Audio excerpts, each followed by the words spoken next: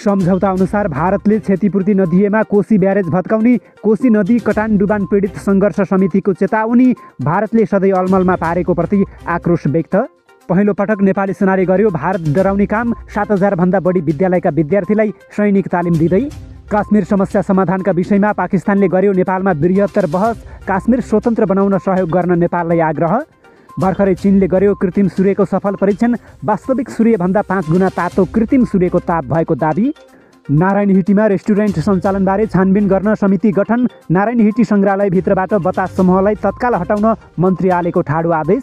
राष्ट्रपति भण्डारी र प्रधानमन्त्री देउबाबीच भेटवार्ता, एमसिसीमा एमालेलाई मनाउन देउबाको आग्रह। डरलाग्दा हतियार र 3वटा कुकुरसहित भारतीय सेना नेपाल पस्यो, चीनको निगरानी गर्न भन्दै नेपाल आएको प्रत्यक्षदर्शीको भनाई। भारतले दादागिरी बन्द नगरे उत्तर पूर्वी भारतका 7 राज्यहरू अलग बनाइदिने चीनको गम्भीर चेतावनी, भारतलाई पर्यो आपत। र गौतम बुद्ध अन्तर्राष्ट्रिय विमानस्थल निर्माणको काम 98.76% सम्पन्न, परीक्षण उडान सञ्चालनको यस्तो तयारी। नमस्कार, ग्रेटर नेपाल टिभीले तयार पारेको न्युज अपडेटबाट यहाँलाई हार्दिक स्वागत छ। अब सुन्नुहोस् पुरा समाचार। नेपालका लागि पाकिस्तानका राजदूत सैयद हैदर शाहले दक्षिण एसियाको स्थायित्व, समृद्धि र उन्नतिका निम्ति काश्मीर समस्या समाधान हुनुपर्नेमा जोड दिएका छन्। नेपाल स्थित पाकिस्तानी राजदूतावासले काश्मीरीको आत्मनिर्णयको अधिकार विषयमा आयोजना गरेको छलफलमा उनले विकासको अथाह सम्भावना भएको दक्षिण एसिया काश्मीर समस्याका कारण विकासले अपेक्षित गति लिन नसकेको बताएका छन्। 73 वर्षअघि संयुक्त राष्ट्रसङ्घले काश्मीरमा जनमत सङ्ग्रह हुनुपर्ने सुझाव दिएको स्मरण गर्दै उनले काश्मीरीहरूको आत्मनिर्णयको अधिकार कार्यान्वयन गराउन अन्तर्राष्ट्रिय समुदायको सहयोग आवश्यक भएको बताएका छन्।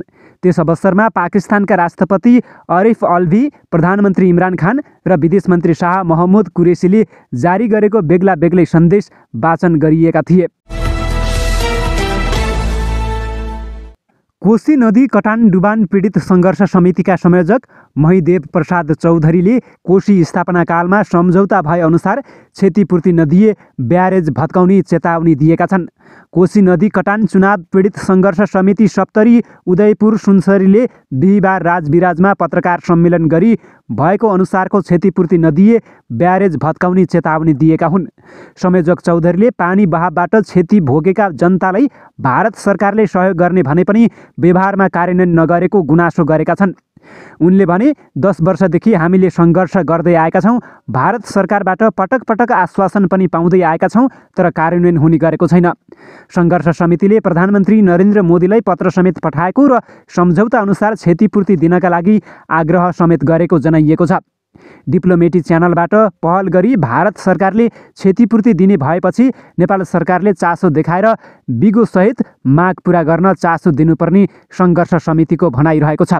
7,600 बिघा 8 कट्ठा 2 धुर जग्गाको क्षतिपूर्ति बापतको रकम 50 करोडभन्दा बढी क्षतिपूर्ति पाउनुपर्ने सङ्घर्ष समितिको दाबी रहेको छ। कोशी नदीको कटानमा परेर 4,000 भन्दा बढी परिवार सुकुम्बासी भइसकेका छन्, हजारौँ घर विहीन भएका छन्। राष्ट्रिय सेवा दल एनएनसीले देशभरका विभिन्न विद्यालयका विद्यार्थीका लागि तालिम सञ्चालन गरेको छ। नेपाली सेनाको जनसम्पर्क तथा सूचना निर्देशनालयले तालिम सञ्चालनबारे जानकारी दिएको हो। देशका विभिन्न जिल्लाका उच्च माध्यमिक विद्यालयमा सिनियर डिभिजन तालिम तथा माध्यमिक विद्यालयहरूमा जुनियर डिभिजन तालिम सञ्चालन भइरहेको छ। सरकारको प्राथमिकता प्राप्त तालिमको पहिलो चरणमा हाल देशभरका 7,740 छात्र-छात्रा तालिमरत रहेका निर्देशनालयले जनाएको छ। विद्यालयहरूमा राष्ट्रिय सेवा दलबाट शिक्षकहरू खटिएर सञ्चालन भइरहेका तालिमहरू पुष 29 गते समापन हुने जनाइएको छ। दोस्रो चरणमा सेवा दल अन्तर्गत रहेका 4वटा शिक्षालयमा संस्थागत तालिम गरेका विद्यार्थीहरूलाई एकत्रित गराई आगामी माघ 5 गतेदेखि चैत्र 20 गतेसम्म विभिन्न चरणमा 16 दिनको सामूहिक क्याम्प सञ्चालन गर्ने योजना रहेको छ। उच्च माध्यमिक विद्यालयका विद्यार्थीहरूलाई समावेश गरी सञ्चालन भइरहेको पहिलो चरणको सिनियर डिभिजन तालिमका विद्यार्थीलाई तालिम तालिमको दौरान विभिन्न साहसिक तालिमहरू, फायरिङ, घोडचढी र क्लाइम्बिङ समेत प्रदान गरिएको थियो। सेवा दलका कार्यकारी महानिर्देशकद्वारा पुस 20 र 21 गते सिनियर डिभिजन तालिम सञ्चालन भइरहेका उपत्यका भित्रका विद्यालयहरू विश्व निकेतन उच्च माध्यमिक विद्यालय, सैनिक आवासीय महाविद्यालय भक्तपुर, पद्मा मावि भक्तपुर, बागेश्वरी मावि भक्तपुरमा निरीक्षण गरेर तालिमरत क्याडेट छात्र छात्राहरूसँग अन्तर्क्रिया तथा सम्बोधन समेत गरेका थिए। उनले ललितपुर तथा उपत्यका बाहिरका विभिन्न विद्यालयमा सञ्चालन भइरहेका सिनियर डिभिजन तालिममा तालिमरत क्याडेटहरूलाई अन्तर्क्रिया तथा सम्बोधन गर्ने योजना रहेको बेहोरा समेत जानकारी गराइएको निर्देशनालयले जनाएको छ। चीनले कृत्रिम सूर्यको सफल परीक्षण गरेको छ। भविष्यमा स्वच्छ ऊर्जाका लागि मार्ग प्रशस्त गर्न भन्दै उसले वास्तविक सूर्यभन्दा 5 गुणा तातो कृत्रिम सूर्यको परीक्षण गरेको हो। एक्सपिरियन्सल एडभान्स सुपर कन्डक्टिङ टोकामाक नाम दिएको परीक्षणलाई बेजिङले परमाणविक फ्युजन भट्टी भनेको छ। 7 करोड डिग्री सेल्सियस ताप भएको सो भट्टीलाई 17 मिनेटभन्दा बढी समय सञ्चालनमा ल्याइएको थियो। पछिल्लो परीक्षणले वैज्ञानिकहरूलाई असीमित स्वच्छ ऊर्जातर्फ हौसाएको विज्ञहरूले बताएका छन्। हङकङबाट निस्कने साउथ चाइना मर्निङ पोस्टको एउटा रिपोर्ट अनुसार कृत्रिम सूर्यको तापक्रम 7 करोड डिग्री सेल्सियस रहेको थियो। यो तापक्रम 17 मिनेट 36 सेकेन्डसम्म रहेको थियो। हाइड्रोजन र ड्युटेरियमलाई उमालेर प्लाज्मा बनाई सो भट्टीको तापक्रम सूर्यको भन्दा 5 गुणा बढी बनाइएको हो। कृत्रिम सूर्य चलाउन जीवाश्म इन्धनको आवश्यकता नपर्ने तथा त्यसले कुनै हानिकारक वस्तु उत्सर्जन नगर्ने भएकाले यसलाई भौतिक शास्त्रीहरूले वातावरण मैत्री मान्दै आएका छन्। राष्ट्रपति विद्यादेवी भण्डारी र प्रधानमन्त्री शेरबहादुर देउवाबीच भेटवार्ता भएको छ। बिहिबार उहाँहरूबीच भेटवार्ता भएको हो।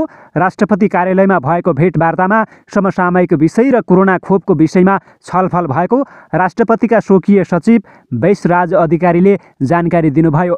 नेपालमा पछिल्लो समय कोरोना भाइरसको सङ्क्रमण बढ्दै गएको छ। उहाँहरूबीच झन्डै 1 घण्टा भएको भेटमा कुनै विशेष विषयमा कुराकानी नभएको उहाँले बताउनु भएको छ। भारतीय सेनाले नेपाली भूमिमा गस्ती बढाएको छ। चीनसँग सिमाना जोडिएको दार्चुलाको उत्तरी सीमामा चीनको निगरानी गर्ने भन्दै गस्ती बढाएको त्यहाँका स्थानीय बासिन्दाले बताएका छन्। 3वटा कुकुरसँगै 17 जना भारतीय सेनाले दार्चुलाको व्यास गाउँपालिकाको टिङ्कर क्षेत्रमा गस्ती बढाएको प्रत्यक्षदर्शीले बताएका छन्। भारतीय सेनाहरू दिनहुँ गस्ती गर्न नेपाल आउने तथा त्यहाँका स्थानीयलाई धम्क्याउने गरेको स्थानीयको गुनासो रहेको छ।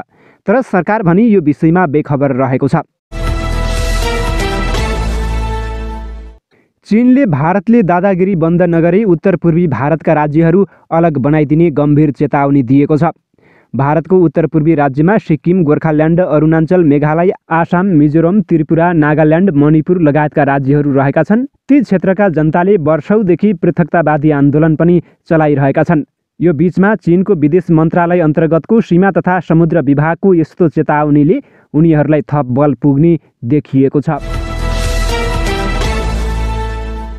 नेकपा मालेका महासचिव सीपी मैनालीले मिलेनियम च्यालेन्ज कर्पोरेसन एमसीसीले नेपालमा थप वैदेशिक हस्तक्षेप भित्र्याउने दाबी गरेका छन्।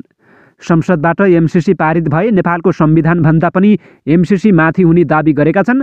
उनले राष्ट्रघाती भएको जिकिर गर्दै एमसीसी पारित हुन नदिने बताएका छन्। नेकपा मालेले बुटवलमा आयोजना गरेको कार्यकर्ता भेलामा बोल्दै महासचिव मैनालीले एमसीसी परियोजना सहयोगमा आधारित परियोजना नभई रुस र चीनलाई ठेगान लगाउने अमेरिकाको रणनीतिक योजना मात्रै भएको जिकिर गरेका छन्। मुलुकमा राजनीतिक परिवर्तनका लागि 2007, 2046 र 2062-63 का आन्दोलनले एकातिर मुलुकमा परिवर्तन गरे पनि सँगसँगै वैदेशिक हस्तक्षेप भित्र्याएको बताएका छन्। यदि एमसीसी संसदबाट पास गरियो भने यसले थप वैदेशिक हस्तक्षेप भित्र्याउने भन्दै अहिलेको संसदीय व्यवस्था फेल भइसकेको जिकिर गरेका छन्। अब प्रत्यक्ष निर्वाचित प्रधानमन्त्री र संवैधानिक राष्ट्रपतिको व्यवस्थामा जानुपर्ने उनले बताएका छन्। र संस्कृति, पर्यटन तथा नागरिक उड्डयन मन्त्री प्रेमबहादुर आलेले नारायण हिटी सङ्ग्रहालयभित्रबाट बतास समूहलाई हटाउने प्रक्रिया अघि बढाउने बताएका छन्।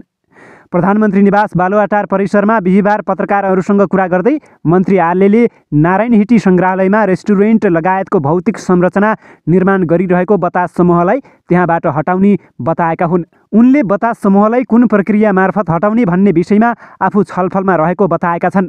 मन्त्री आलेले मन्त्री स्तरबाट वा मन्त्री परिषदबाटै निर्णय गरेर भए पनि बतास समूहलाई हटाइ छाड्ने बताएका छन्। उनले भने सङ्ग्रहालयमा जुन गतिविधि भएको छ, आज शक्तिमा भएको बेला एउटा व्यक्तिले लिजमा लिने, भोलि अर्को शक्तिमा भएको बेला अर्कोले लिने, पर्सि अर्को शक्तिमा भएको बेला अर्कोले लिने, यो गर्दै जाँदा पुरै वातावरण नै धमिलो हुन्छ।